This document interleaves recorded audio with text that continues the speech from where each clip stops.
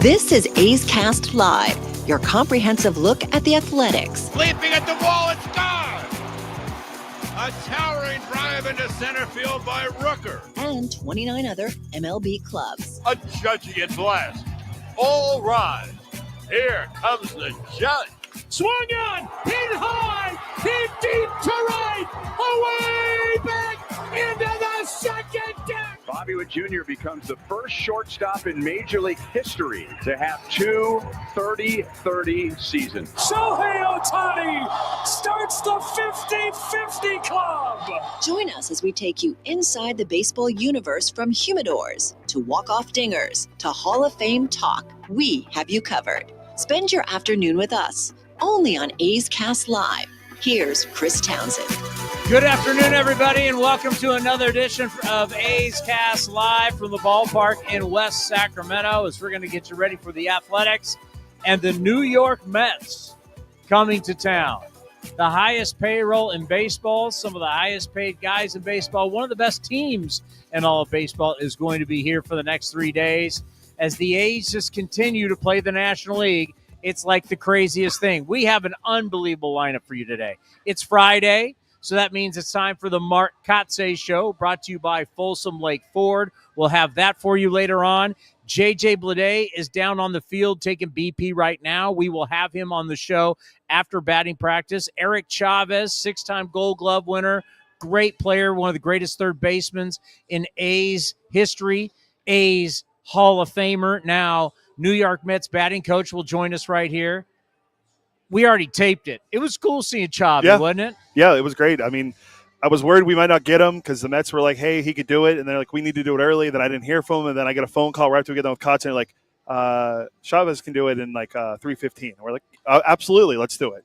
So we got him. So Eric Chavez will be here, A's Hall of Famer.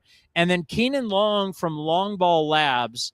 If you go back with us, we had him years ago, and he has been one of the guys at the forefront of changing bats and making bats that specifically work for certain players. We were introduced to him by another former great athletic, Jed Lowry. He worked with Jed Lowry. We'll talk about Jed in this interview, but it's all the rage of how we are now changing the weights and the style of the bats. It's all still legal, but it's changing hitting, and hopefully for the better, because we have seen the art of hitting go down in our game. We've seen batting averages plummet. Everybody make excuses, but now maybe this may help certain hitters. It's not going to be for everybody. The traditional bat, where the traditional weight and where the traditional sweet spot is, will probably stay the same for a lot of guys, but for other guys who struggle with the ball inside or maybe get jammed a lot,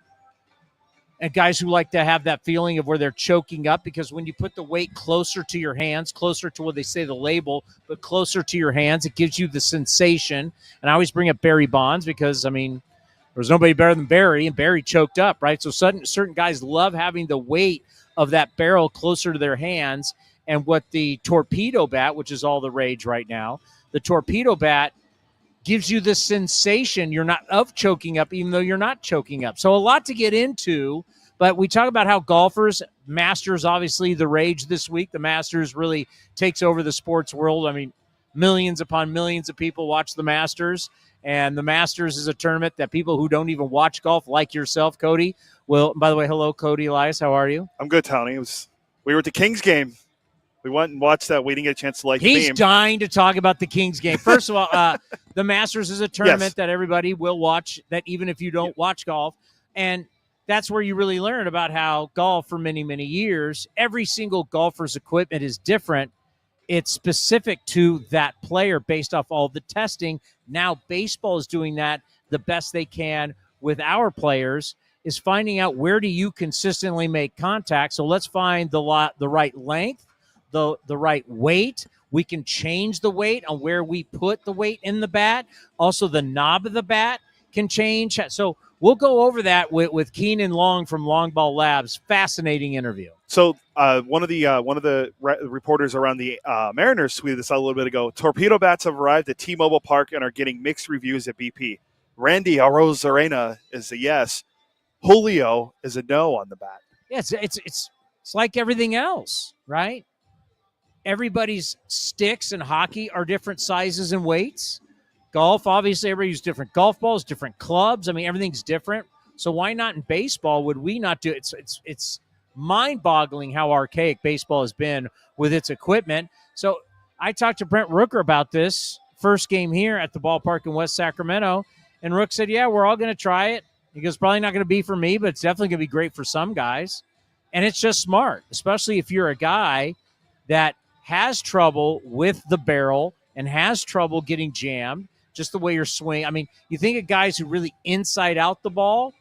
Now, Anthony Volpe is that guy that a lot of people have targeted. Think of another Yankee great guy, one of the greatest players of all time, and Derek Jeter was a guy who inside the ball out a lot and hit it off the label. So maybe that was a bat for yesteryear players. Like we do the show on NBC, which also simulcasted here on A's Cast and the A's Radio Network. The great Steve Sachs has talked about, I'd never want that. But what's interesting is, and we're going to talk about this with Keenan, is the fact that no one should use the same bat their entire career. Your equipment should change. You get older. You get, well, first of all, you get into your prime as a man and you give your greatest strength as a human being. But then as you get older, things change. So your bat should change. Steve Sachs said, I used the same bat for 17 years. Well, he now knows, and we talked about this, that you shouldn't have done that. You should have changed. As your body changes, your equipment should change. So a lot to get into. Go ahead. Tell everybody we went to the Kings game. You've been dying to tell everybody. It was Alex Rodrigo, who works for the Kings. Yeah. I can't say enough about him.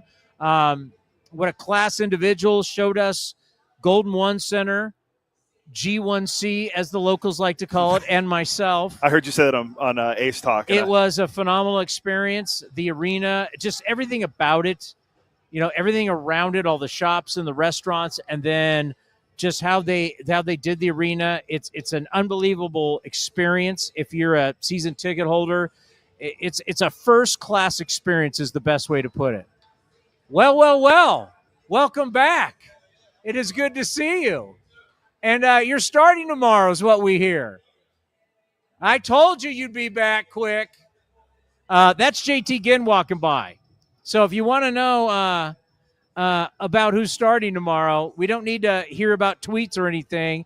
He has just arrived. And he confirmed verbally. JT Ginn, that is the start. We'll get back to your Sacramento Kings in a moment. JT Ginn. Now, I mentioned this when Estes, we were in San Francisco, and I mentioned this, that, you know, JT Ginn had been lights out to start the season. And when you're lights out at AAA, I mean, like I said, it's like playing arena football. They light up the scoreboard down there. And when you're down there dealing, that really stands out.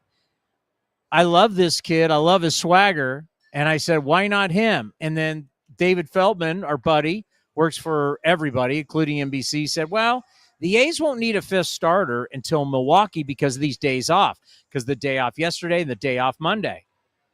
But I kept saying, what about JT Ginn?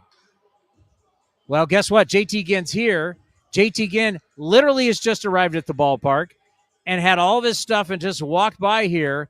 And as you didn't get to hear it, but he just confirmed, oh, yeah, I'm starting tomorrow. So there you go. Your breaking news. I know people are tweeting it out. Mark Kotsay talked about it earlier in the scrum. Well, we have visual proof. We just saw him, JT Ginn, going to be starting for the Athletics. Visual and verbal confirmation. Visual and verbal. That he will be starting. Here's his numbers in AAA in 2 starts. 1-0 with a 1.64 ERA, 19 strikeouts on 11 innings pitched in the launching pad known as the Pacific Coast League. I worked for the San Jose SaberCats for many years and watched 88 to 85 games. That's what basically AAA baseball is. It's arena football, the indoor war. And if you go down there and deal, because we've talked to David Forst, our general manager, about how do you assess what goes on at Vegas, and it's really tough, right? Because the hitters are not that good and the pitchers are not that bad. So if you're actually pitching that well, it really says a lot about your stuff. And this kid started that last game in Oakland against the Rangers. He's got swag. He's got stuff. He's healthy. And this may be the start. We'll see. You know, like all these other players, Jacob Wilson, Tyler Soderstrom, you name it. Last year, Mason Miller. It's like This is your chance to seize the moment. This is your shot. You've wanted this your entire life. Lawrence Butler did it in the last 73 games. It got him a contract. These young guys, this is your chance to seize the moment. And now it's JT Ginn's turn. Yeah, I'm excited to see him back up here and pitch. He pitched well in spring. Obviously, he's won over his AAA number, so it's good to have him back. It's unfortunate that it wasn't the start of the year that Joey Estes wanted, because we know there's a lot of hype around him being the young guy and being the fifth starter, but maybe JT Ginn can deliver, because I've heard the bulldog mentality with him too. So hopefully delivers tomorrow against. Why did you give me a weird look when you said the bulldog mentality? Because I hear so many people use that. I gotta be around. Everyone's Greg Maddux now. I gotta be around sacks enough. I'm thinking Oral Hershiser was like the ultimate bulldog. Yeah, and then it makes me think about Ginn coming back in the. I forgot I was going with it. I had a thing, and then you said sacks, and it threw me off my train of thought. Wow. All right, back to your Kings. Kings stunk against the Nuggets, which we kind of knew was good. The Nuggets were highly favored, but the experience, what you got here in Sacramento with that arena is really special, and the way the community supports it. And we went down, and obviously we got a little bit of the special treatment. And wow, if you're a big-time Kings season ticket holder, you're getting wined and dined before the game. There's no question. Yeah, that experience. Thank you to Alex Rodrigo and the Kings for that hospitality. We all texted him after and told him thank you. It was awesome for all of us to be there and go through all that and see how the games are. That was my second time at G1C, as the locals call it, and I loved it. The first time I went, they won, and this was years ago. This was before they had. It's a beautiful arena. Players. Like the whole thing about when you walk in, you can see the court, but it's just the spacing and the down below restaurants and everything. It's really first class. And you got this in the highlight of the game for me, being a big man. You actually are a Kings fan. I do like the Kings, yes. It's okay. Yeah. But no, I bought you a Light the Beam shirt. I was very excited for that. We got Light the Beam shirts because we've been wanting you've been wanting to light the beam. My whole idea with this is, I went to the game, I loved it. I wanted to, be a part of. I'm staying down the street from it, right? Yeah. So I'm going to be here like 80-something nights. So I want to experience everything, because I did stuff in Sacramento years ago, but this is like, I'm basically living in the city part-time. So going over to the Capitol is really cool. So I want to go to Kings game. And my theory is, by purchasing Light the Beam shirts, because I got one for myself too, it'll put that good aura out, and that maybe next season I'll be able to light the beam. Yeah, we got to see two historic big men. I mean, Sabonis is a nice player, very nice. He's historic. Well, what he does is a big man, passing everything, spreading the floor. Historic. He's not Jokic. That's historic. That's a historic. I'll give you that. Player. By the way, he is a large. Yes. And he doesn't really care about basketball. That's what makes it even better. You watch him on the floor. He just kind of wobbles up and down the court. Right. He's never in sprint mode. He plays at a very slow speed, and the reason why he can do that is he is a large man. Yeah. Was he 7 what? 7. If he's not 7 exactly, he's like 7'1". And he's 300 and some. It's like Shaq-esque. Right, he's just not as athletic as Shaq, but he's like a far better skilled player. Apparently, than Shaq. According to this, he's 6'11", 284. No way is he 284. Here's his numbers. He's averaging 29. He leaves that spread, and he's 305. 29.8 points per game, 12.8 rebounds per game, 10 assists per game. Oh, and I think he has averages like he was like in the top 10 in steals. Yeah. He's an amazing player. Kings got a big one win next. They play tonight, I believe. Who are they playing tonight? Who are the Kings playing tonight? Our Kings honk. That's our. Back in the studio. They're playing the Clippers. Clippers are battling the Warriors and other teams for that stay out of the play-in game. So either I may just have to sneak out onto the court, and when they're about to light the beam and they bring the player out, I just sneak out and hit it real quick. That wasn't what Alex. What are you going to do? Arrest me? Take me down. Kings Clippers tonight and Sacramento. Then on Sunday, the final game of the regular season, Kings Suns in Sacramento as well. All right, we are absolutely loaded today. The A's are still taking BP. So, no, I was ready to get my phone out. They put that speaker up. I'm gonna raise hell. They put that speaker up. Do you want to go to LongBall Lab now? Yeah, it's a little long, so we better play it now. We might. All right, so torpedo bats are all the rage. So, and we got introduced to Keenan Long, who is the president of LongBall Labs. Northwestern guy. He's got an MBA from Northwestern. He's one of these really smart guys. And obviously, he's hanging out with Jed Lowry, who's one of the smartest guys you'll ever meet in baseball, a Stanford product. Jed introduced us to him years ago when we first started talking about guys individually going and getting bats made for them. Well, we're now doing that more than ever. Like golf, you're going and you're getting tested. You're seeing what bat, the weights and everything, how it fits for you. So here is Keenan Long from LongBall Labs. LongBall Labs, Keenan Long joins us here on A's Cast Live. It's great to have you back on the program. It's been a while. How have you been? Doing great, Chris. Yeah, I think it's been 2 or 3 years since we last spoke. And yeah, lots of bats, probably several thousand bats through the lab since our last conversation.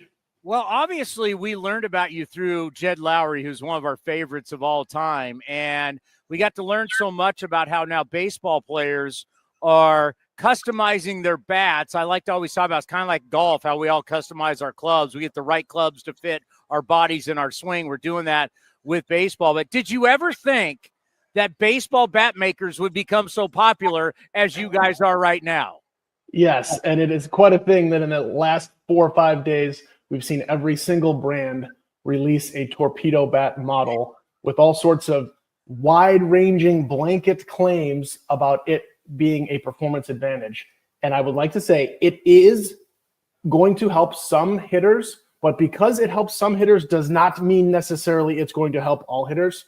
And I love to start things off with that. It is a trade-off. There are design trade-offs with that design. So there's no doubt. And I think, and I always go back to golf because now people are actually starting to talk about golf, and this has been happening forever, is that when you go test on TrackMan and you go to Titleist and they give you all these different shafts and all these different irons, you find out the right one for you.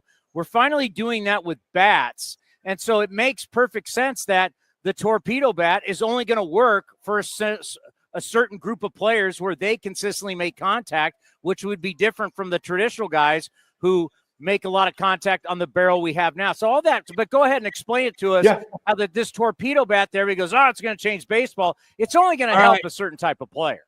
Exactly. The type of player that it will help and that it is currently helping are players for whom their game bat has too much mass. And we'll get back to Keenan Long. We have players that are on both sides of this. JJ Bleday is here with us, athletic center fielder. So we'll be able to pick it up right where he talked about torpedo bats. My man, a guy that I've said a lot of things about on this show because I believe in the career going forward of this guy, and ever since we got him, it's been something special. JJ, how are you? Doing great. How are you? Great. We're just so that's Keenan Long from LongBall Labs. Okay. So we'll just get into it with you because I know you've experimented with the torpedo bat. Kind of explain to us what you think of the torpedo bat. I don't know if you're using it. Are you going to use it? Tell us what you think about the torpedo bat. Yeah, so I've been using it during the homestands, and it feels like any other bat. You know, like when you feel it, pick it up, and you hit it, it feels like any other bat. But with that being said, there have been some times where I make really flush contact, and it doesn't feel like it's going as hard as it would a normal bat. So, you know, the theory behind it is moving the barrel down towards the handle for guys who have more contact closer to the handle to where, you know, if you get fisted a little bit, it could potentially be a pull side home run or oppo bomb or whatever the case is. For me, I just think it's all a feel-based thing. And, you know, there have been times where I think it feels good, but then there are times where, like, man, I feel like, you know, I got a little bit more if I was using a regular bat. It's got to be a tough one. It's like now that you have this new toy, it's like, when do you use it? Yeah, it could be a thing, you know, like only use it on velocity guys and then use a normal bat on guys a little more sink and change up. So when you look at a scouting report or you watch video of a guy, so Griffin Canning obviously is somebody you've seen before from his time with the Angels. So if a guy has a certain style, you may be pulling – it's almost to be like golf. You want to pull out certain clubs for certain holes. Absolutely. I mean, I think the game needs to shift more towards that, honestly. I mean, but then you see the superstars just using the normal bat for every player. So, you know, is it the arrow or is it really the Indian? So that's what it comes down to. Yeah, a lot is good. But you know, but the game's played on the margins. It's like the little things, right? If you can get a little bit of an advantage. Yeah. I mean, whatever's going to make you feel mentally comfortable, I mean, use it, you know. So. I mean, you can always go back to it. Put it that way. You can use your normal bat, and then you can always go back torpedo, vice versa. Yeah, you're not stuck to one bat for every game. Like No. you can only use this bat. You can go back and forth. Correct. Just take us through the first 13 games for not only for yourself but for the ball club.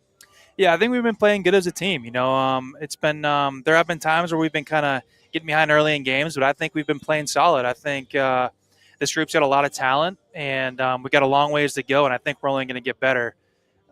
Individually, I feel like I'm starting to get the rhythm of the game back. I'm starting to feel more handsy in my swing and just feel more fluid. The name of the game is just not missing mistakes, and I feel like I've been missing a few mistakes at the plate early on that I don't normally miss. And, that could be like just some small mechanical adjustments, nothing big, and just keeping your sights and your approach to a certain part of the field. So defensively, I feel good. I think the ballpark's been playing good. It's been a hitter's ballpark.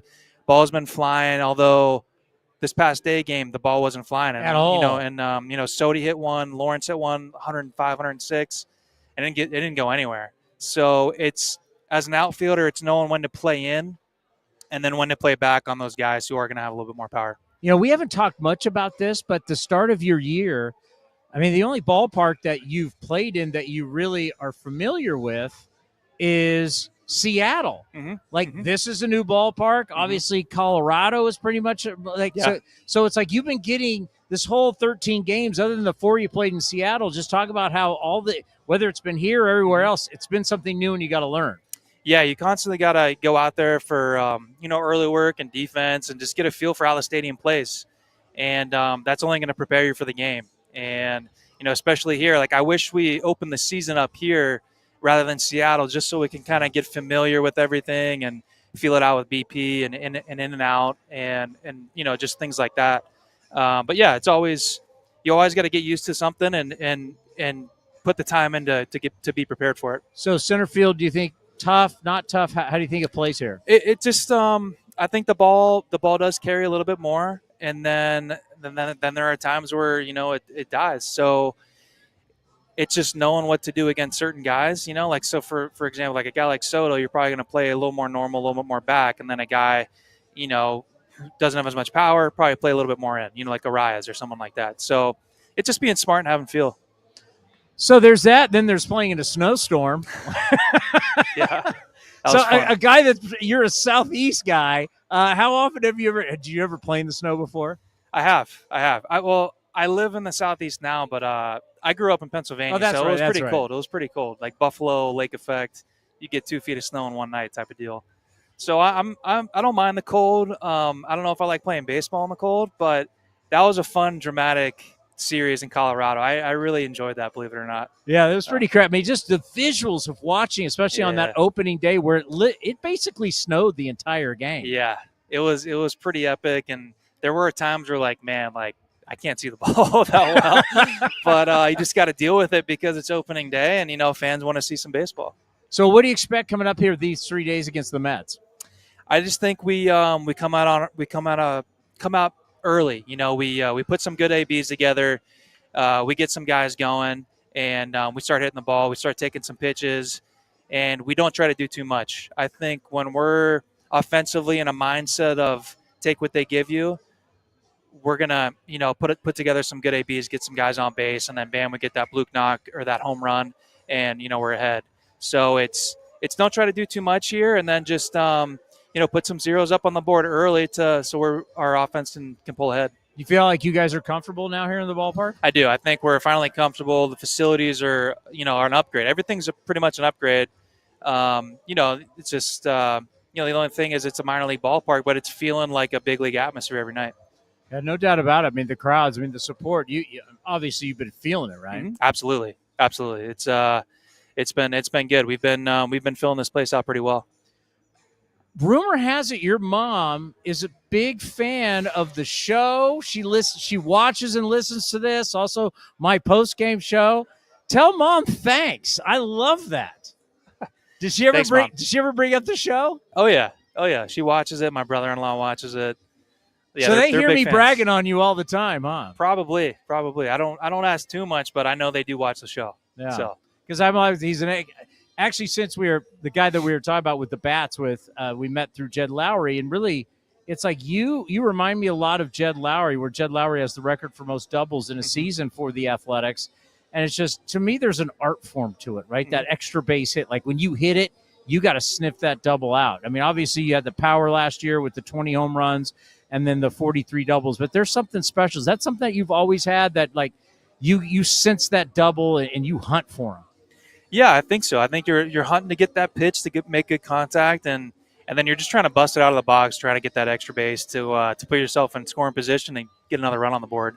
And that's just something that's always been instilled in me, and just try to hustle. And Kots played the game that way, Yeah. and the coaches look for that, on our team, and it's just to show a sign of respect to play hard. Well, that was the one thing that was, if you were like the one guy that it was gonna. He wasn't going to heap all the praise on right away. Did you ever? I know we've talked about that before. It's now been some time, but what's it like now? Because you play the position that your manager played for 17 years. Yeah, I mean, he does hold us outfielders to a high standard. Not just me, everybody. You know, and we work our butts off out there every day, working on our jumps, and and it's because of him. He's always on Bobby Crosby to kind of get us better. And if we make a mistake, he feels it, and he doesn't want to feel like that. So he's always pushing us. Quickly, what do you think of the new set? I think it's great. I think you guys got a nice big league set, and it looks pretty pro. Yeah, we missed seeing you on the field, but I think we did a nice upgrade. Absolutely. I mean, you can't beat this. You guys got the table, background, everything. Hey, good to see you. Good Thanks luck for the having rest me. of the season. We want to have you on a lot, and we know you're going to have a big year. Thanks, guys. Appreciate it. Let's Thanks, pause for station identification right here on A's Cast.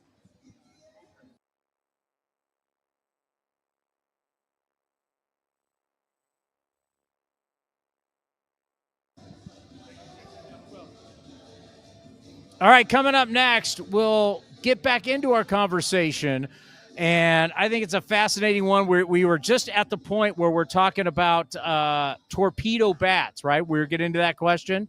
So torpedo bats are all the rage. We'll talk about it next right here on A's Cast.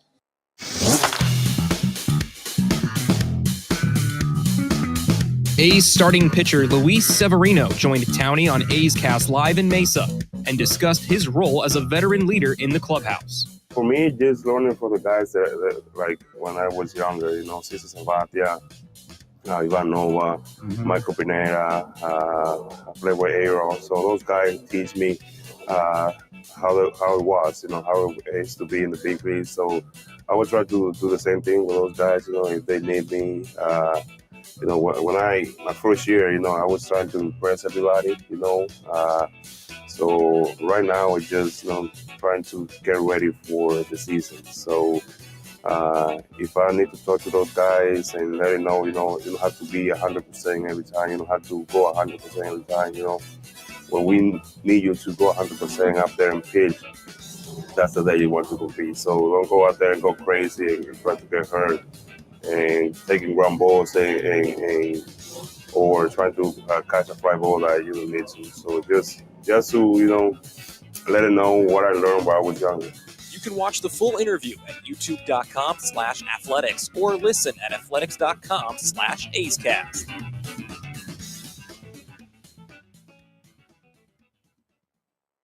Here's the pitch, and it's a hit.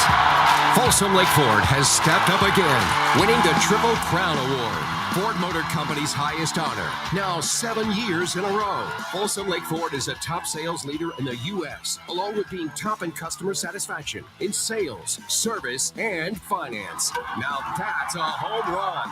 Don't miss the huge savings on your favorite models at your truck headquarters. Folsom Lake Ford in the Folsom Auto Mall.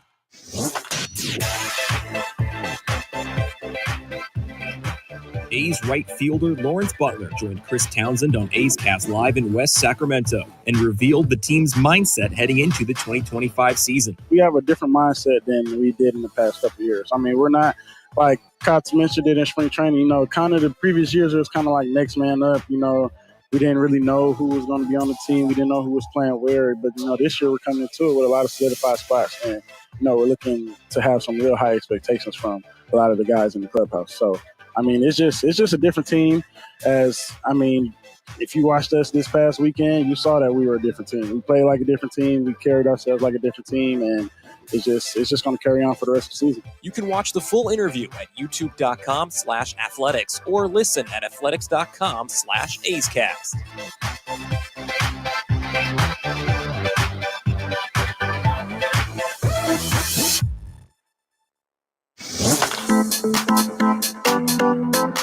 You're listening to A's Cast Live.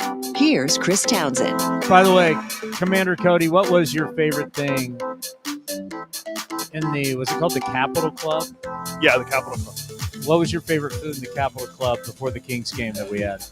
This is very chalk. Do not go chicken tenders like you're a 12-year-old. I was going to say the salad. Salad? Well, I don't eat seafood, so you can't ask me about that. Well, yeah, but the sushi was my favorite part. I saw you, Johnny, and Carrie were all eating.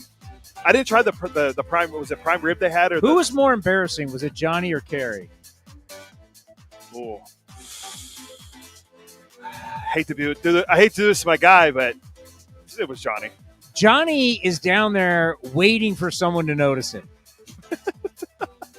Could you tell? He was like you could tell he was looking around like, hey, I was the River Cats guy for 21 years. I'm not a big league. And he's like looking around.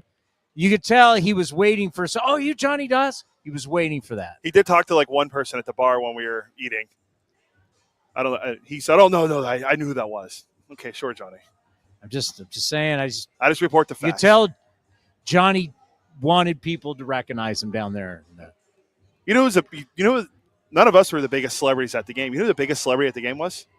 Ann Fong. Ann Fong was the biggest celebrity at the game. Well, no, she was the biggest sponsor of the game. Yeah, that's a celebrity too. She was the sponsor. She was the big sponsor. It's in my bag. They gave everyone got a Kings flag, and it's sponsored by Fong. We'll do the Light the Beam shirts on Tuesday.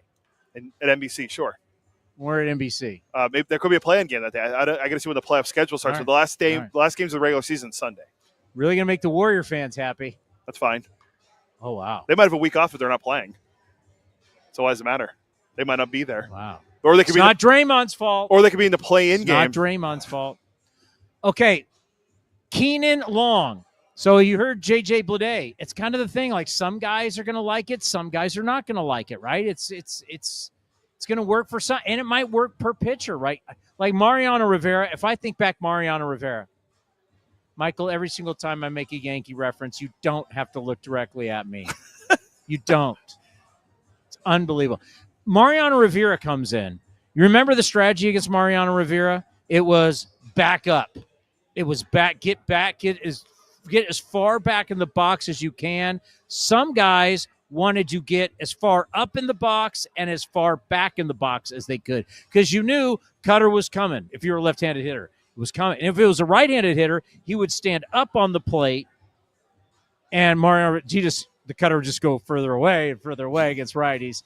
But for like Luis Gonzalez, the great Luis Gonzalez, who's been on this program, talked about, even though it's one of the biggest hits in the history of baseball, that game winner, he was jammed.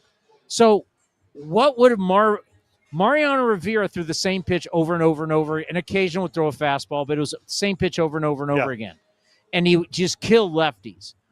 What would have been different for Mariano Rivera's career if all of a sudden you had torpedo bats and now guys are able to square it up more than constantly getting jammed? I mean, that could have been a whole different ball game strategy against Mariano Rivera, who's living on busting lefties in with the cutter. Well, now you're not going to be able to bust me as much because the weight of my bat has changed. Hell, I could even choke up on my torpedo bat, and I mean, there's no way he's getting in on me. Yep. That might have been a whole. So that's the whole point. Is as I mentioned with JJ, it may change bats for different pitchers, just like golfers. Different clubs are better for different holes. I love when you bring it up that, in golf, you're all constantly evolving and everything, with like getting different size for different clubs. And you're watching the Masters. Some holes I'm going to hit driver. Some holes I'm going to hit 3-wood. Sometimes I'm going to hit an iron. I mean, you have all this equipment that you have at your disposal. Yeah. I mean, look at basketball. It's always the different ball, different shoes, different everything. Like everybody changes. Baseball. Hockey, another stick. Yeah. Defenseman. Goalie pads. Yeah. Yeah. The defensemen are far different from the centers and the wings. Yeah, absolutely. Yes. They're sticks. They're sticks. Their length, their weight. Everybody's equipment except baseball. We went, well, I'm using a 34. You use a 33. Pretty much all use around the same models. Well, now that's going to change. Again, like I brought up last time, and everyone lost their mind because Tom Brady took air out of a football. Yeah. Suspensions. Yeah. Air out of a football. People wanted him out of the NFL for taking air out of a football. Yeah, because he was throwing more touchdowns by taking air out of the football. You still have to throw the ball and people have to catch it. That's ridiculous. All right, Keenan Long. You've heard the introduction. Now from the president of LongBall Labs. Here we get in the meat of it about the torpedo bat. Type of player that it will help and that it is currently helping are players for whom their game bat has too much mass in the barrel. And we have players that are on both sides of this. We have clients we work with where they have too much mass in the barrel. And if we reduce it, doing a torpedo is one way of doing that. But there are 6 other ways you can change the design that are much less dramatic, that reduce the barrel mass. Then you get an increased swing speed, which is what we're hearing about, which makes sense. We've tested that with players and confirmed that. But that extra swing speed has to overcome the loss in barrel mass, this is a very important caveat. So that's one side of the ledger. The other side is the players for whom they don't have enough mass in their barrel, and they would gain an advantage by swinging a bat of slightly higher barrel mass. And the torpedo would be the exact opposite of what those players need. That's putting the mass more towards the end of the bat. Yes, sir. That's right. And it makes sense, right? Like if I'm a guy that gets jammed a lot, by moving the mass and the way I've been thinking about it is I always say Barry Bonds, one of the greatest players and hitters that we ever saw. Barry always choked up. Do you get the sense when you have the torpedo bat in your hands that the barrel, it's closer to your hand, so you get the sensation that you're choking up when you're actually not? Absolutely, yes. We hear the players remark that it feels like that. What I think they're feeling, and the bat metric that is associated with that, is the balance point of the bat. So that's if you held the bat up on a knife edge, how far away would that knife edge need to be from the knob in order for the bat to balance, on the edge of the knife? And so as the torpedo bat makes that balance point move closer to the knob, and that's what the players are feeling. And choking up does the exact same thing, provides the exact same feel. So that is one other way to reduce the amount of mass that you have to get through the zone by getting closer to that pivot point. We're coming up on a date that's special for you and Jed Lowry. Talk about that date and talk about, when you founded the company, you eventually knew players would come to you and say, hey, find me the right bat for me and my swing. Absolutely. Yes. So we're coming up on 4 years since the first, we call them front row Joes. And that's when a player hits a home run that just barely goes over the fence. And instead of being caught by an outfielder, it's caught by Joe in the front row, with his beer and his game glove from when he played Little League. And this happened April 13th of 2021. Jed Lowry, swinging a bat of known parameters, hit a ball that did just that. It was in the 7th inning against the Diamondbacks, and it was a 3-run bomb. It tied the game, and the A's went on to win that game. And that was the first time LongBall Labs data had ever affected the outcome of a game. And Jed had a few more of those front row Joes that same season. And fast forward to 4 years later, dozens and dozens more instances just like that. And now LongBall Labs works with a bunch of different players across the league and with one front office as well. And equipment matters, and your equipment specifically for you matters. And I think of a guy like Jed. I mean, we don't see a lot of switch hitters anymore, but I'm sure when you had Jed show up there and he hit left-handed and then he hit right-handed, he probably needed a different bat for which way he was hitting, correct? Definitely need our switch hitters optimized on both sides of the plate because they're not exactly the same kinematic sequences for switch hitters. Can't just assume they'll be the same like Pete Rose was. Yeah, it's amazing. It's fascinating that we're finally doing it, and it's hard to believe it took this. Do you ever sit there? I mean, obviously you're a Northwest guy, you're a Northwestern guy. You got an MBA from Northwest. You're one of those smart guys. Got the MBA from Northwestern. Are you shocked it took this long to do this in baseball when other sports, especially golf, have been doing it forever? I'm not shocked because the first job I had, I stepped off the field. I was in the Frontier League, and I went straight to Easton to be a bat engineer. And the very first day, they said, "Hey, do you want to know where baseball is going?" And I said, of course I do. And they said, look to where golf was 10 years ago. And that was in 2012, and they were right. And so it kind of hits on the comment you made earlier about golf, and everything has been done in golf, and it makes perfect sense. Some of it is a direct transfer into baseball, and certainly bat fitting, and then what LongBall Labs does, which is beyond bat fitting, which we call bat optimization, is the next step. And there's performance to be gained to the tune of 3 miles an hour in exit velocity, which drastically changes the value of any player and the number of wins you can get in a season.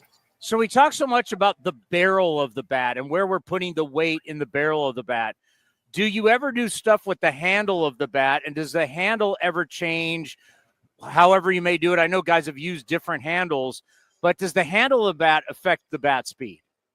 Yes, and speaking of the handle and Barry Bonds, he had a huge funnel taper knob, and he had a ton of success with it because he was Barry Bonds. Yeah. And then everyone in the league for the 5 years that followed his reign was using that same knob. And I can't find a single big leaguer now that still uses that knob.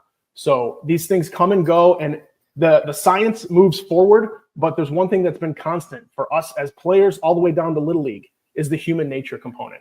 And that is when you see a guy have success, you want to know what he knows and what he's doing, and you try to use it as much as you can. So I like to think that LongBall Labs is helping players pump the brakes a little bit and make sure that these changes are indeed what will be the best for them in their career.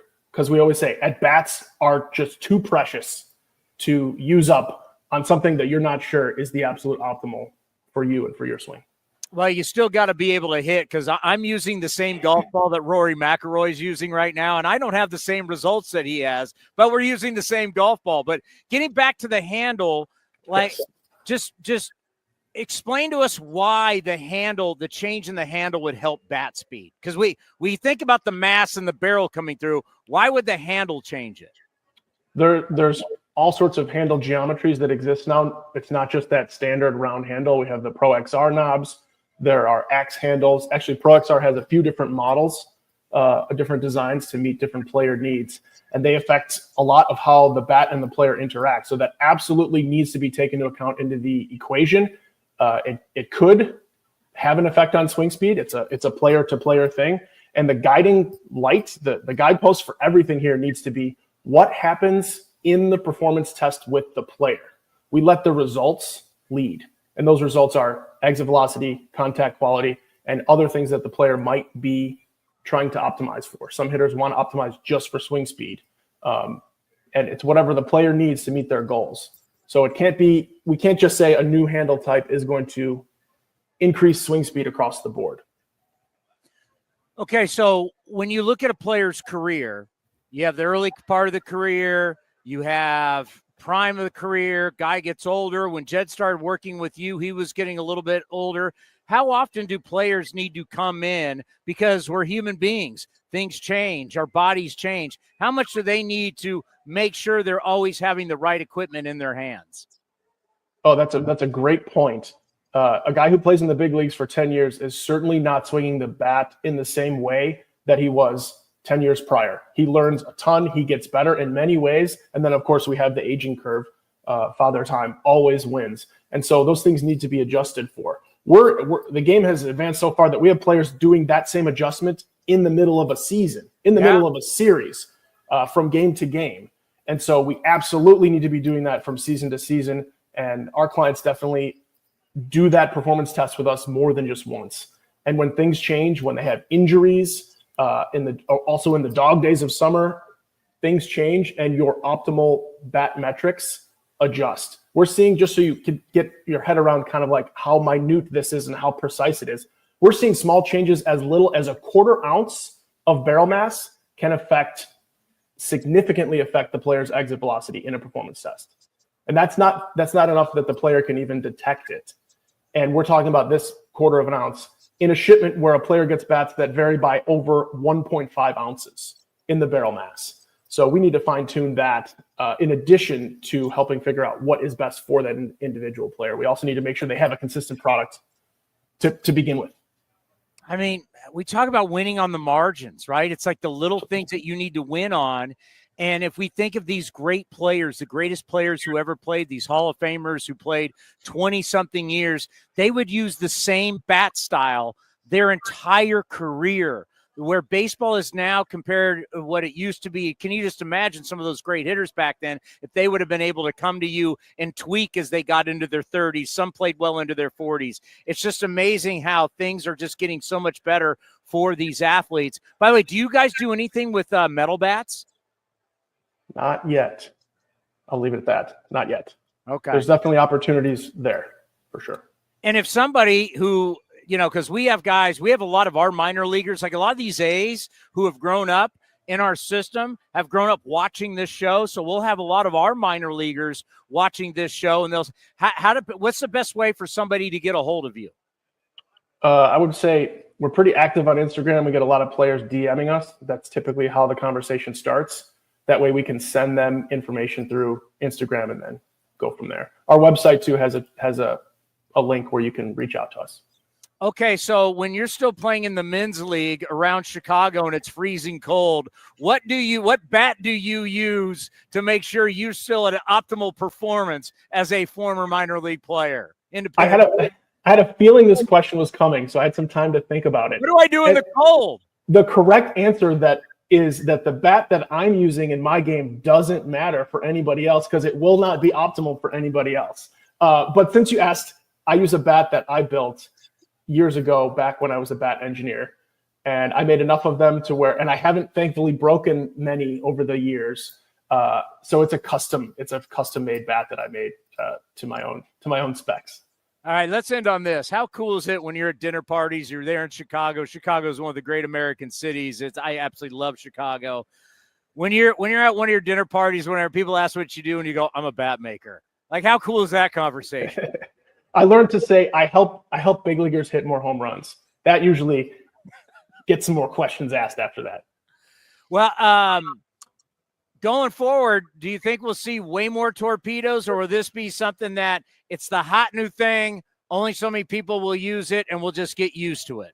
I think we have a perfect example that will tell us what is going to happen, and that is so we're in the torpedo phenomenon right now, but just a few years ago, there was a puck knob phenomenon.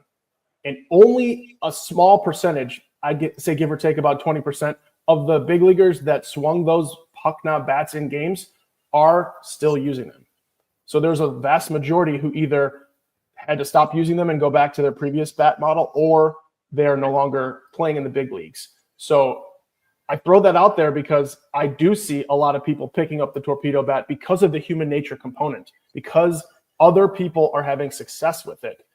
And I just hope that we pump the brakes a little bit. Those players take some time we've heard some players come out and say, I'm taking my time with this. I'm going to order a few. I'm going to play with them in the batting cage and see what happens. That is the right approach to take, for sure. Well, golf has shown us that overall. The Tiger Woods is playing this, and all of a sudden you play it and you can't play with it, so you stop playing with it. So it's interesting how that works. Hey, great stuff as always. Let's do this again soon. Let's not wait as long as we did last time, and we'll be calling soon, and continued success. Absolutely. Thank you for having me, Chris. And yeah, we'll talk soon. Have a good one. Enjoy the good weather out there. Yes, we will. We're having great weather. Yeah, better than what they have in Chicago. Oh, yeah, a great example. I got a couple dozen of these TP5 golf balls made by TaylorMade. So I got TP5s and I got TP5X. Rory McIlroy, who went off today after he double bogeyed 2 holes in round 1 at the end of his round, people thought it sunk his battleship. Rory battles storm back right to the majors. Justin Rose, I believe last time we looked, Justin Rose is leading. Oh, yeah. DeChambeau is second. My guy. Love Bryson. And then a bunch of guys at 6, and Rory's one of those. Well, Rory. Yeah, Justin Rose at 8 under, DeChambeau, then Rory's third, yeah. Okay, so but he tied at third for how many? It's him and Connors. And who else? That's it? Yeah, okay. that's them two. So Rory also plays the TPX because the X is the difference. I played the same ball. It works much better for Rory McIlroy than it does for me. I don't know. I mean, I would assume that the ball would work the same for everyone. No, it doesn't. Yeah. Fascinating. For him, it works really well. For me, not so much. I do want to say this. So you're telling me if I use the same bat that Anthony Volpe's using, I won't hit like him? No, you're not. Okay, well, good to know. No, you're going to be sitting right where you are, and you're not going to be down there. I just want to put this out there that yesterday at Cameron Park Country Club, the great Ken Korak and I won our match. So Ken Korak and I as a team are undefeated in Sacramento. We are 1-0 together. So you guys are going to be the So if you want a piece, the championship may come through Korak and I. So I think, who – because, in ping pong, it's Johnny and Dallas always play Bobby Crosby and Kotsay. Can Kotsay and Bobby Crosby go golf against you guys? Who would be I don't know how I know Kotsay started to play again because of his he had the bad back for a long time, so he didn't play a lot. I don't know about Bobby Crosby. So I'm trying to think. I'll tell you, bring it on. That's all I got to say is bring it on.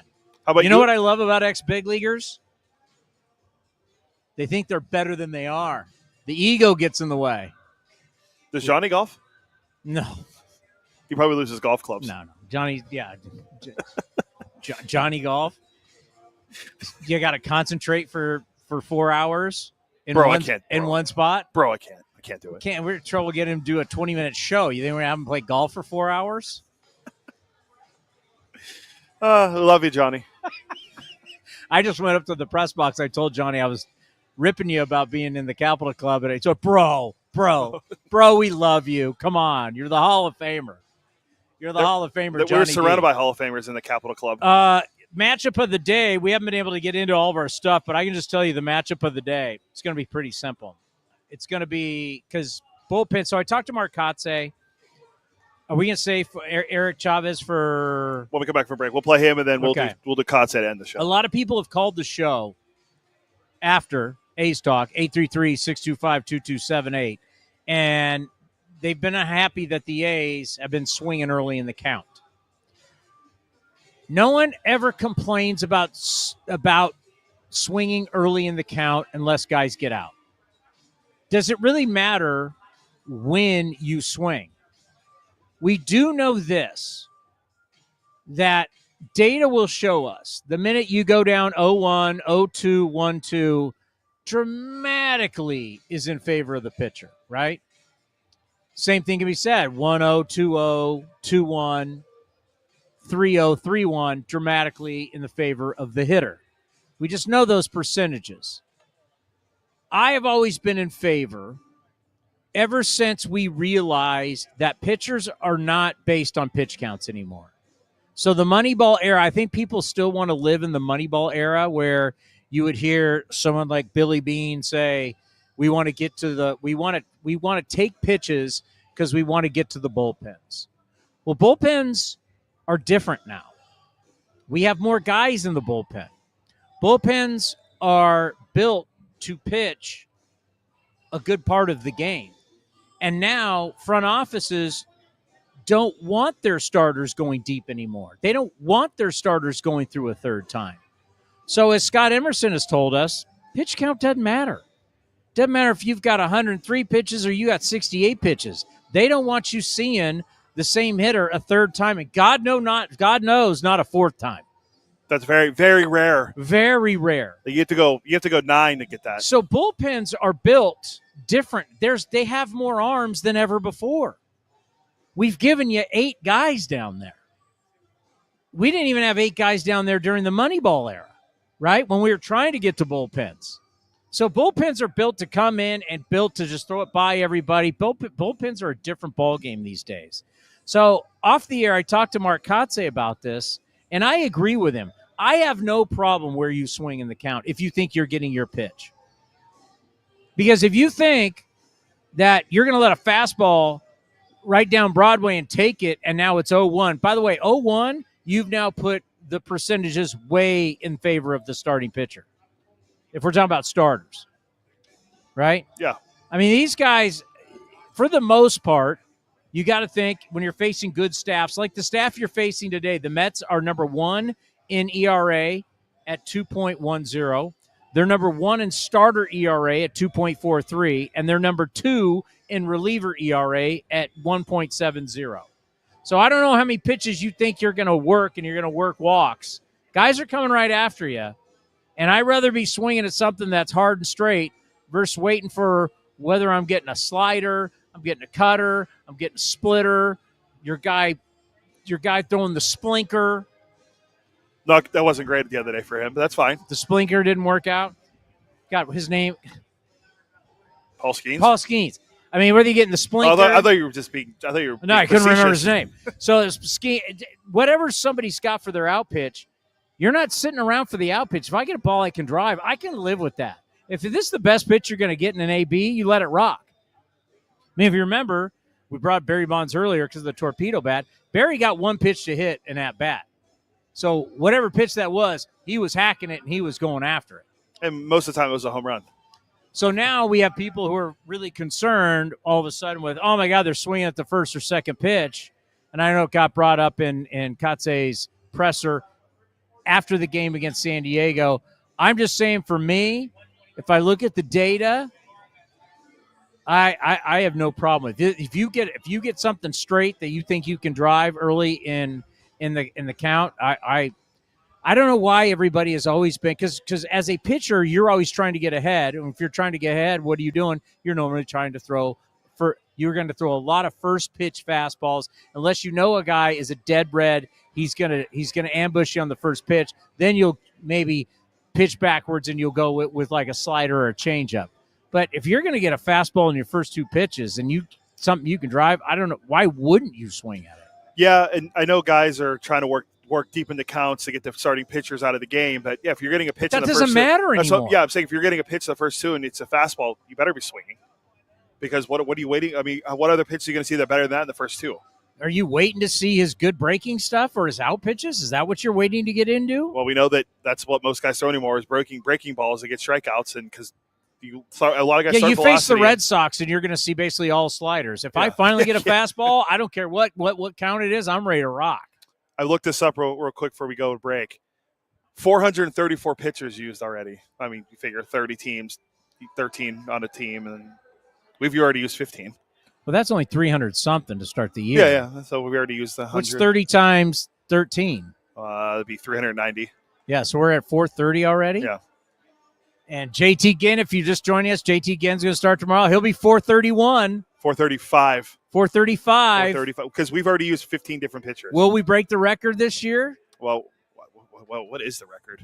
That was six. It was 855 last year. That was like 863 the year before. That's got to be the record, 863. You would think. Who knows? Yeah, it has to be. But 863 different human beings pitching. There's no way there's 863 people qualified on this planet to pitch in Major League Baseball. That's how many pitchers we're going through. It's unbelievable. All right, coming up next, Eric Chavez, 6-time Gold Glove winner, A's Hall of Famer, now Mets hitting coach, will join us right here on A's Cast Live. Get your group together and check out all our great hospitality spaces for bonding opportunities, events, or a fun outing of your friends and family. There are 20, 50, and 100-person indoor suites available for select games, as well as an 80-person open-air area with a shaded cover. Secure your group today at athletics.com/hospitality.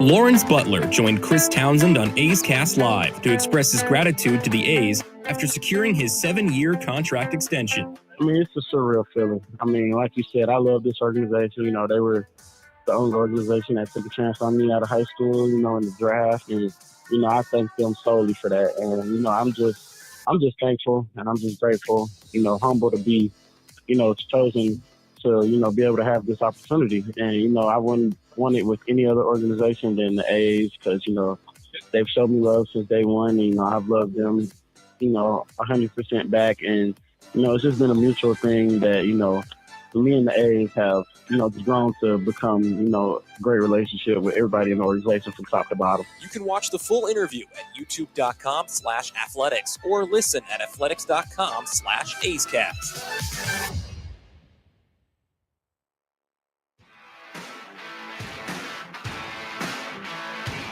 For just $25, fans can sit in the general admission outfield grass for all regular season home games.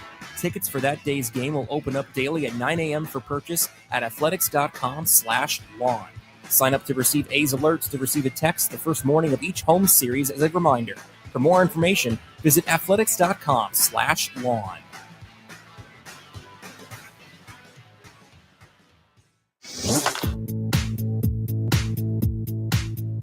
A's first baseman Tyler Soderstrom was on A's Cast Live with Chris Townsend and discussed his ability to play multiple positions if asked to. Oh, yeah, 100%. I mean, I feel like with anything, you got to go out and get the reps and kind of learn the position. Every position has kind of a learning step. But, yeah, I mean, I definitely have the athleticism, I feel like, to play anywhere on the field. I mean, I feel like shortstop in the bigs would be a little bit of a stretch, but maybe, I mean, I could. You can play third? Could handle, you play third base? Yeah, I mean, I could play third, play first, corner, outfield spot. I mean, I would feel really comfortable in any of those situations. I mean, obviously, you'd have to put some time in and kind of, like I said, learn the position and what it entails. But, yeah, I mean, I feel like my athleticism really carry me anywhere I need to go. You can watch the full interview at youtube.com/athletics or listen at athletics.com/A'sCast.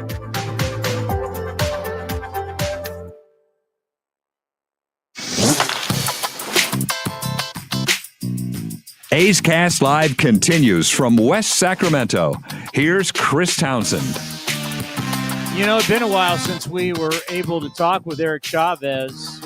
I believe it was when he was inducted into the A's Hall of Fame. We got him on video and obviously on audio. The interview is that's what A's Cast Live is. We are a audio and video platform, but we don't get to see him much now that he's been with the Mets now for years.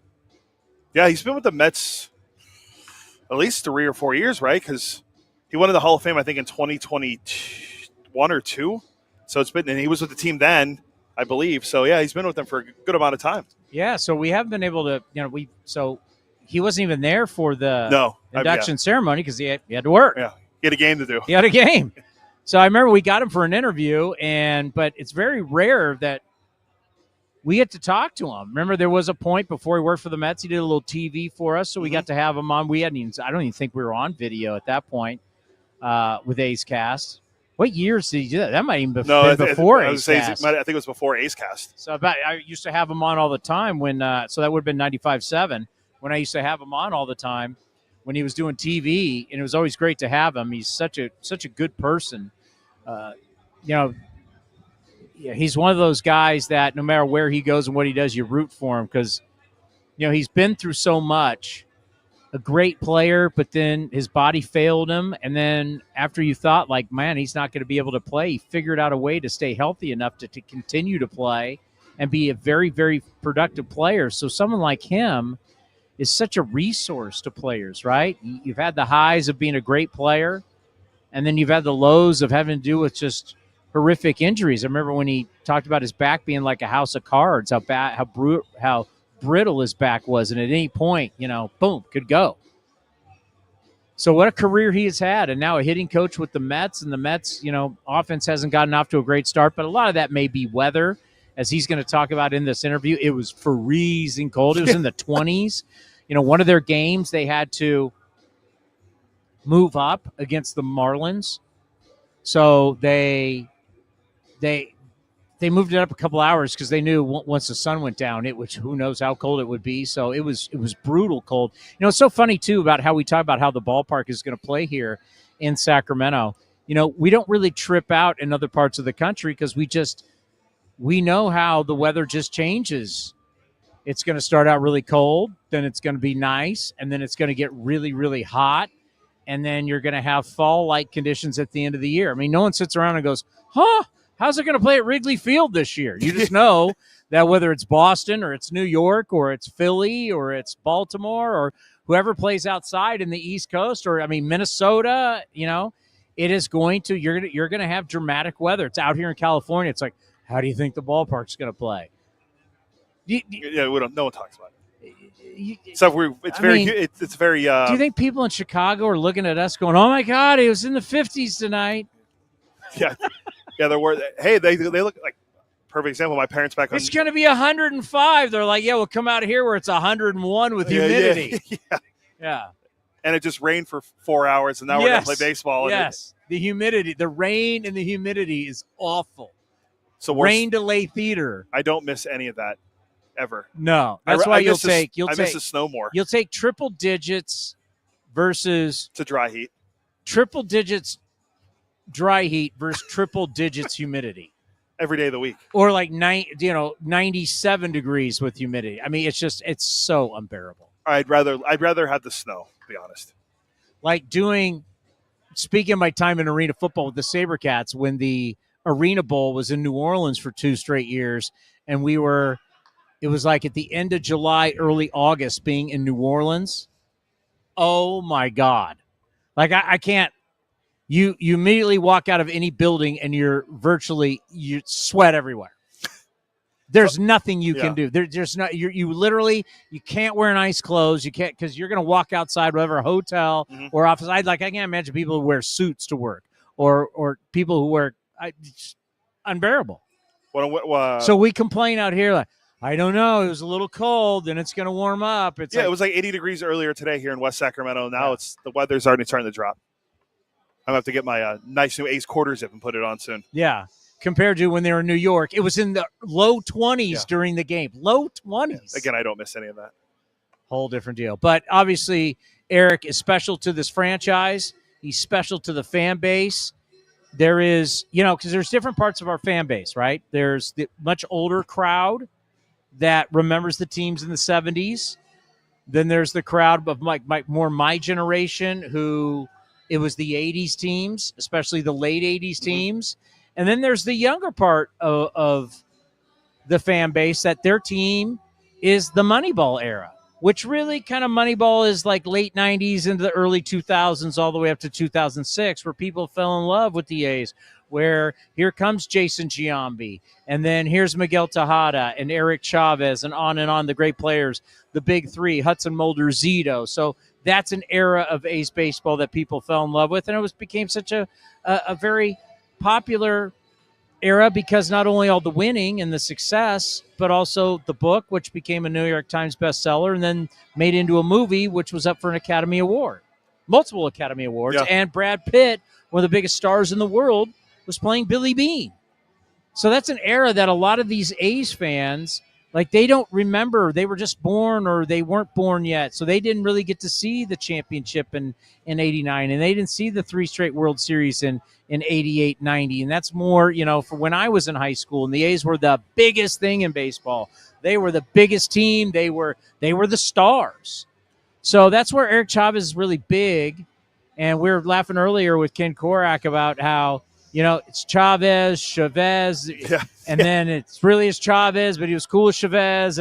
But Eric Chavez is a special guy and will always be for this franchise, as he's one of our Hall of Famers. And he joined us earlier today. Here is the Mets hitting coach stopping by A's Cast Live. Of course, an A's Hall of Famer. That is always great to say. How does it feel when you get introduced, when you come back as an A's Hall of Famer? Yeah, that's it's weird. Actually, it's the first time I've heard it said in a while. So, it's great honor. Obviously, the history with this organization, all the great people that are in the Hall of Fame, players and staff members. Definitely a big honor for me. I didn't make all-star teams or anything like that. So to kind of have that, you won a few Gold Gloves. You're pretty out. A couple awards, but it's I love this organization. Obviously, started my career here, drafted, and met a lot of good people along the way. Yeah, when I think about, you grew up in San Diego and then, of course, drafted by the Athletics. I know you're on the East Coast so much. When you come back to the West Coast and you see all the names like Reggie and Ricky and Eck, and you see the uniforms, what's that like coming back? Yeah, I mean, first of all, just Ricky, that whole situation makes me completely sad. It's still, I was thinking about this the other day. It still doesn't, I can't even believe it's happened. But yeah, he's obviously one of the one of the personalities that's made a great impression on this game and this organization. But Ricky's definitely going to be missed. But yeah, West Coast is home to me. It's always been home to me. I do love working for the Mets. Last week we got some of the coldest weather I've ever participated in. So it's kind of nice to come out west and get some good weather. Yeah, it's not like growing up in San Diego County like you did, right? No, I was free. I was all bundled up during the game. I think about, you played on so many good teams and you had so many good teammates with the A's and you guys had so much success. And the game was really changing from a data standpoint and of so much of what you guys use now, data-wise. So how much do you use from your A's days as a player that you still, whether it may be something with data or just something that you learned that you help with your young hitters now? Yeah, super good question. I was actually just talking to a couple players. We were doing early batting practice and, I kind of felt we were doing analytics back then. It just wasn't written down. Pitchers knew what their best pitch was. Hitters knew what, the pitcher was trying to do with 2 strikes and get them out with. I feel like we were doing analytics back then. It just wasn't written down. But numbers are helpful. I was talking to Kotsay earlier too. It's all about balance. Yeah. Right. It's you're still dealing with human beings. It's still the same game. We may call it different things. It may sound a lot smarter, but at the end of the day, it's still the same baseball game. And the numbers are part of it now, and you got to just learn balance with it. We talk so much about the data, but when you are a hitting coach or you're a pitching coach, you really got to be helping the guys mentally. Like, how much is it more about every single day? You got to keep them prepared. You got to keep them upbeat because you remember what that was like as a hitter. This is a game of failure. The guys are going to fail. Sure. You got to help them out sometimes more mentally than physically. Well, yeah, 100%. I find myself to be more of a psychologist than a hitting coach. But honestly, that's why I love what I do. I feel like that's where I can make an impact. You're dealing with human beings. They got family members. They got stuff going on off the field. Baseball is extremely hard. Hitting is the hardest thing to do in sports. Even when you're good, you're still failing at a really high rate. And so that's how I kind of keep that perspective. I don't want to be one of those old heads where it's like, hey, when we played or make it sound like the game was easy, because it's not. It's not easy. Hitting's always been difficult, and it's gotten difficult over the last 10 to 15 years. But I always keep that perspective. And it's hard. I just try to impact the human. And when you can impact the human, you can impact the player, and that's kind of the philosophy that I have. You think about winning with approach, and Juan Soto's approach has been so successful. You've had him now for a little bit. What's it like being his hitting coach? And talk about that approach. And he takes a lot of pitches. He knows his strike zone. It's pretty special. Yeah, he's he just does it by example. I'm so, even for me, like, I've seen a lot of great players, and I marveled on him in spring training. I was just watching his routine, and I'm just going, man. He creates a lot of backspin, and, there's a lot of hitting gurus and talk about a lot of stuff. And what Juan does is exactly what I feel and what I think, as everything in my bones about hitting is what Juan does. So he's going to influence a lot of our hitters just about the way he goes about his business. But he does everything you want him to do. He gets on base, swings at strikes, and he takes the balls, and he hits the ball extremely hard. But how he goes about it's a whole different manner. And, it's been a pleasure. He made me a good hitting coach overnight without doing anything. So, no, it's going to be a fun year with him. And, obviously 15 years, that's a really long time. And I think with that approach, it'll help him last a little bit longer into his career. When I think about Lindor, someone like yourself who played on the left side of the diamond, to play on that side, you've got to be fantastic defensively and to also do it offensively. It's not easy to do. No, it's not easy to do. And Lindor post, man, he's, speaking of last week, they said it was 30, but it felt like 22. And our players didn't complain at all. And Lindor goes out there every single day. He plays hurt. You got to yank him out of the lineup. I think he's only missed a few games over the last couple of years since I've been here. But you want to talk about a complete impact player, steals bases, team leader, hits for average, hits for power, plays, Gold Glove defense. We got a lot of good players on our team. Yeah. And you can have the Moneyball philosophy and whatever your philosophies are, they go really well with really good players. And, we've got an owner who wants to win extremely bad. And, he's opened up his checkbook and he wants to really go for it. But not only that, we have a lot of good people on our team, and it's a good recipe. Now, I think, let's end on this. As a hitting coach, obviously that's one thing, but you're one of the premier defensive players of your time. Do you ever help out with the team defensively? I mean, no one's got more gold gloves than you around here. Yeah, no, I meant the hitting coach. I mean, any hitting coach will tell you it's a full-time job, emotionally and physically. But we've got a really good infield coach in Mark Sauerball, and he's done wonderful things with our young guys. And, Mark Vientos had a great defensive year last year where that was supposed to be a huge hurdle, and he's really good at his job. I'm there. I talk to guys, during the game about maybe positioning or, if they ask me a question, of course I'm going to answer it. But hitting coach is a full-time job, and Mike's extremely good at his job. And, I just watch him do his work.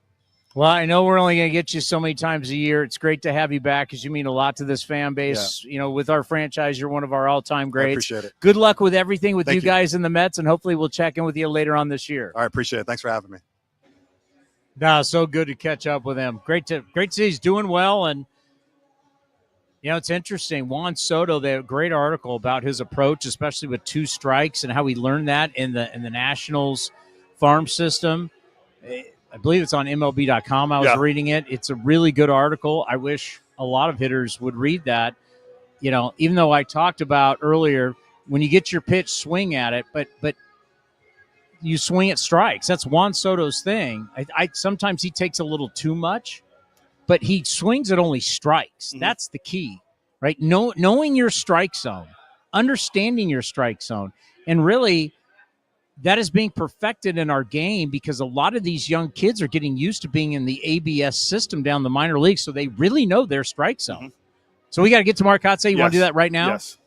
Yeah, we get to him now, yeah. Brought to you by Folsom Lake Ford. Here is the Mark Kotsay Show exclusively on A's Cast Live. Time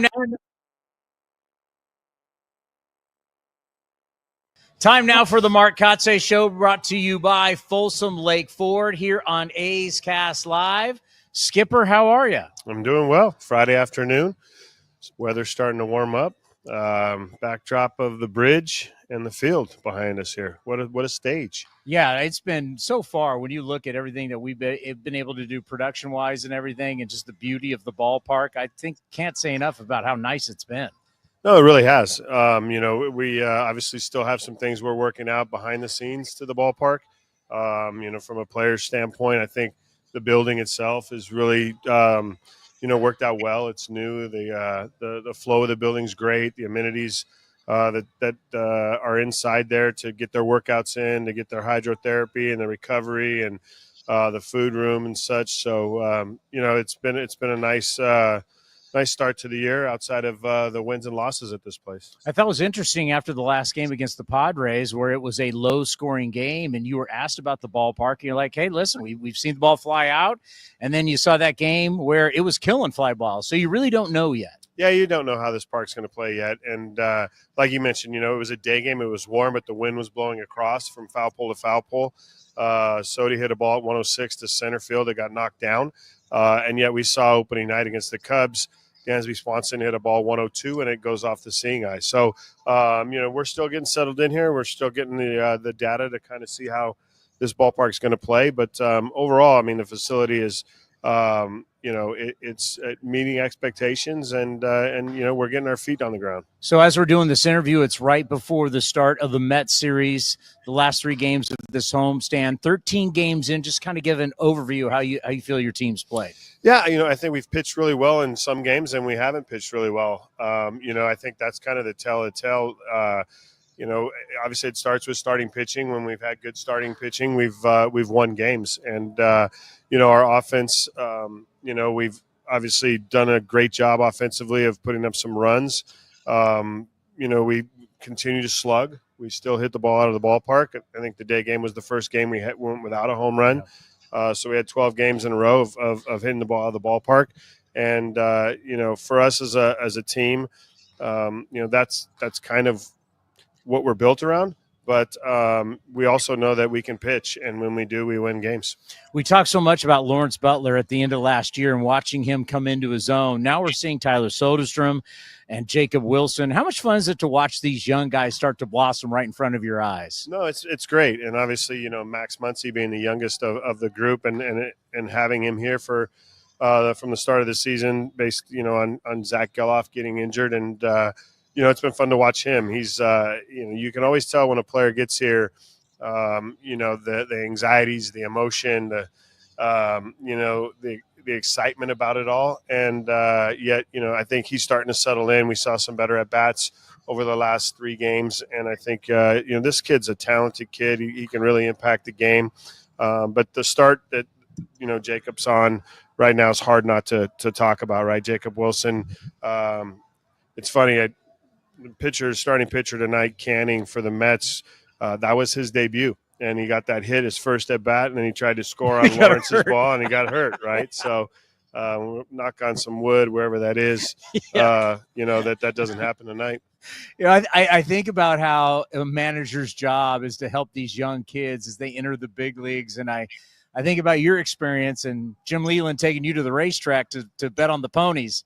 I'm assuming you don't do that with your rookies. No, I don't take them to the racetrack. There's not one near. I would take them to the racetrack. Believe me. I mean, hey, at Keenan today, the pick 6 is worth like $215K. Yeah. But I mean, come on, I do still follow the ponies, and that was all, like you said, it was all kind of laid out for me by Jim Leland, a Hall of Famer.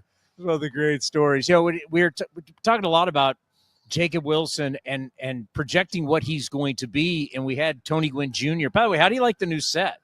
Set's great. I mean, there's bugs all over me, but we're doing great right now. Don't worry. The lights are, but it looks a lot better than what it used to be, right? It's not on the field. I mean, I thought you liked that coziness of being on the field. You guys didn't want us on the field. There's not enough Brings room, back your college days, right? Like on the field.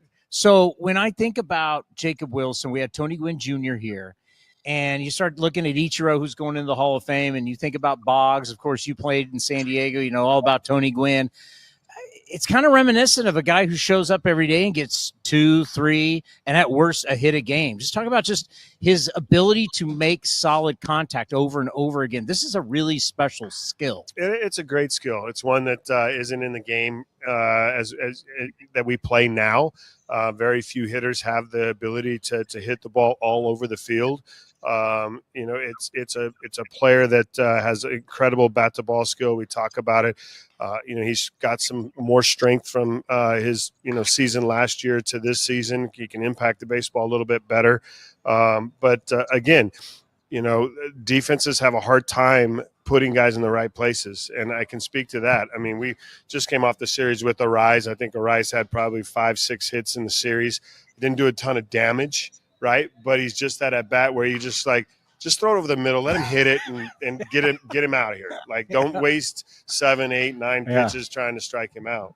That's kind of the old philosophy of Tony Gwynn, right? When you played against him? Yeah, Tony always used to talk about the toughest pitch to hit was the one right down the middle because he just didn't know which way to hit it, right? So, there's something to be said about that and the way you approach the baseball. But, for Jacob, it's been nice to watch right now. The start that he's had, whether it's sustainable or not, who knows? We're hopeful that he can continue to just stay healthy and play a healthy season, really. Well, and also we're going to talk so much about his offense, but let's not forget he's been pretty good on defense too. He has. We've really worked hard on a first step drill all spring training. Eric Martin's Bobby Crosby's been a big part of that. Obviously, Crosby being a shortstop at the major league level and a rookie of the year. Don't forget that. Oh, he doesn't let me forget that. So from that standpoint, it's somebody that it's a resource that Jacob has had to rely on, and I think Bobby's really helped in those first step. Gaining ground. We in the data you can always measure it now. It's called reaction distance. It's the amount of ground covered in this first 1.5 seconds.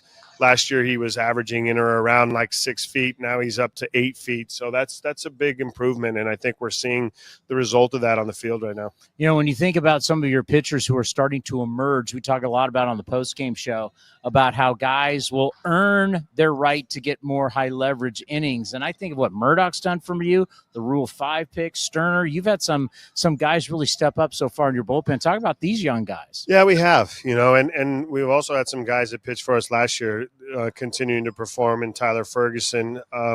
This kid, Sterner, I find a lot of similarities to Tyler. I mean, he had 7 days in the big leagues last year with Tampa, so really not very much.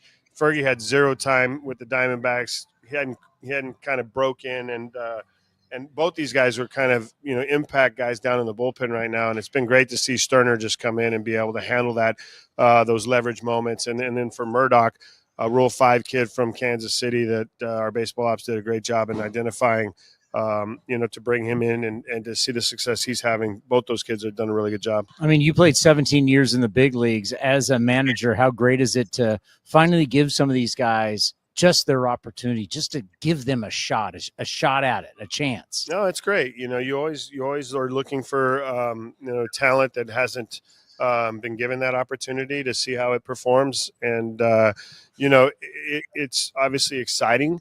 It's also, I don't want to use the word nerve-wracking, but as a manager, when you're putting a guy in a situation, you want to try to put him in the right one for success right away, but sometimes that just doesn't work out. And for Murdoch, I mean, he came in a big high leverage moment, one of his first 2 outings, and I think he went punch out, ground out, and then threw another scoreless. So those are the moments that as a manager you really get joy out of.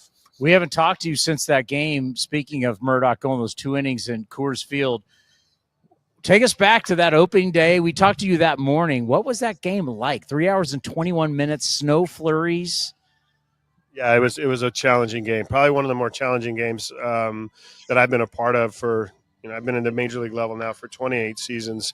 I don't recall a game that had weather that really challenged you mentally to stay focused, and this group did that. I mean, I used the word grit.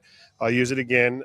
They showed that above and beyond that day, especially, giving up the lead in the 8th, and then, in the 10th there with Murdoch, getting out of that inning with the bases loaded and stepping off that mound. We had all the momentum in the world, and, we get a big hit again from Jacob Wilson with 2 outs to put us ahead, and that was a big win for this club. And then they bounced back the next day, a night game in Colorado, and temperature started at 38 and might have finished at 32, and another win that day. So those were 2 good games for this ball club. All right, quickly, the New York Mets, before we get out of here, they come to town for 3 games, very good pitching. They've got a bunch of stars in their lineup. What do you see with the Mets? Yeah, I mean, it's a talented team for sure. They went to the postseason last year. We're not going to get a break here. We just came off the Padres, a team that was talented. They went to the postseason. Now we've got the Mets. We got our work cut out for us. We played really well last year against them in New York. The expectation level is we're going to go out and play really well at home. All right, let's end on this. Folsom Lake Ford, how's the Bronco doing? Bronco's great. It's a little dirty, but we'll get it cleaned up. Appreciate the time. Good luck. And then next week we'll talk to you on the road. Sounds good. The Mark Kotsay Show brought to you by Folsom Lake Ford right here on A's Cast Live. We didn't get to play? Our favorite Mets song. Oh, Meet the Mets. Real quick before we go, no Dippin' Dots for Saxonite tonight. Yeah, hey, Sax, no Dippin' Dots. You guys, we haven't won a game with you guys getting Dippin' Dots. That's out. No Dippin' Dots. No It's bad Dippin' luck. Dots. You guys got to figure something else out. We win a game, we can go back to it. No. We got to figure out a different routine. So whatever, if we got to change socks, underwear, no Dippin' Dots, whatever it is, we got to change some stuff up here. Let's pause 10 seconds for station identification right here on A's Cast.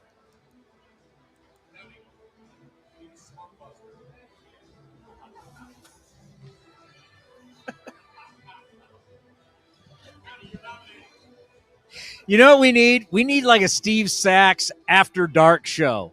So you get Steve Sachs, what he says off camera. We need a Saxy after dark. Yeah, that'd be fun. Sexy, Saxy after dark. Oh, it's great. It's great. All right, coming up next, Johnny D, Ken Korak. I think they're talking to Mark Kotsay. I don't. And getting ready for A's baseball. And then at 6:30, we will be back. Steve Sachs and I, A's Cast on NBC Sports California. That will be at 6:30. We're going to have some Kotsay. We'll have some Eric Chavez for you. But thank Bleday. you. Well, who is it? Who is it today? Bleday, I believe. JJ Bleday and a little Eric Chavez. By the way, tomorrow, the great Ron Darling is going to join Steve Sachs and I. So we got a lot of great programming coming up from the ballpark in West Sacramento. Coming up next, 2 Hall of Famers, Ken Korak and Johnny Dasco, right here on A's Cast. Calling all college and grad students. Grab your friends and head to the ballpark with this special offer. Save up to 50% off select regular season games throughout the 2025 season. Get your discounted tickets at athletics.com/student. This has been a presentation of The Athletic.